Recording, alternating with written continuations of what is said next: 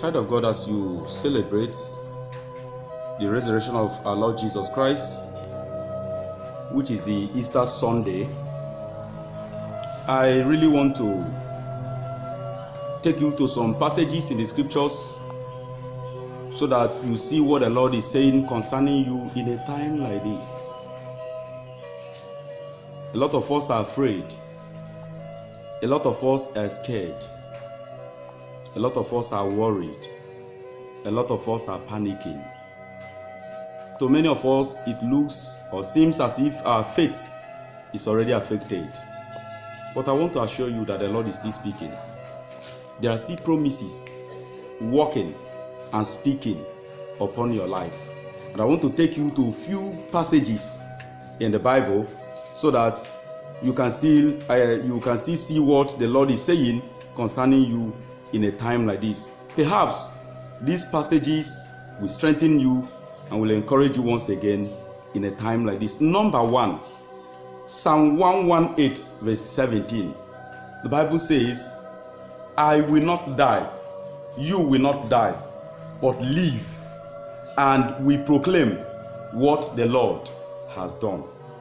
So, the number 1 is that the Lord is saying, I will not die, you will not die, because the appointed time has not yet come. So, we should not in any way be scared or afraid of the virus and what the virus is actually causing, the pandemic is causing to people around you. Number 2, Psalm 91 verse 7. I like it so much.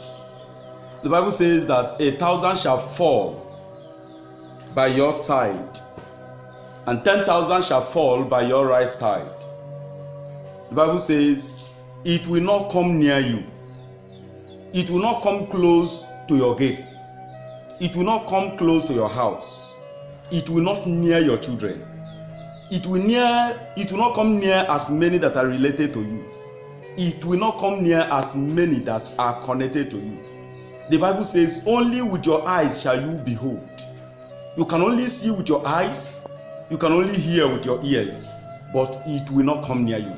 So, if you are among the people panicking, I want to let you know that the Lord is not yet through with you. So fear not. It's not yet time for you to return back. Number 3, I said I will be showing you some Bible passages that will strengthen you and encourage you in a time like this so that you see the mind of God concerning you. Number 3 is Exodus chapter 15 verse 26. The Bible says, if you listen carefully to the voice of the Lord your God and do what is right in his eyes. Because of time, I will not explain in details on that. Let me just go straight to what we are looking for. If you pay attention to his commands and keep all his decrees, he says, I will not bring on you any of the disease I brought on the Egyptians, for I am the Lord who healeth thee. That is the promise of God. That is the word of God. That is God's mind. That is God's plan concerning your life. Number 4, Psalm 46 verse 1. The Bible says, God is our refuge and our strength, an ever-present help in trouble. So, if the Lord is your refuge, the Bible says that the righteous runs into him and they are saved. They are saved forever. They are saved from attack. They are saved from any virus you can think of, because he is our strong tower and we have run into him. Number 5, Isaiah 65:23. The Bible says, you will not labor in vain. These are God's promises concerning us. These are God's promises concerning his children. These are God's words.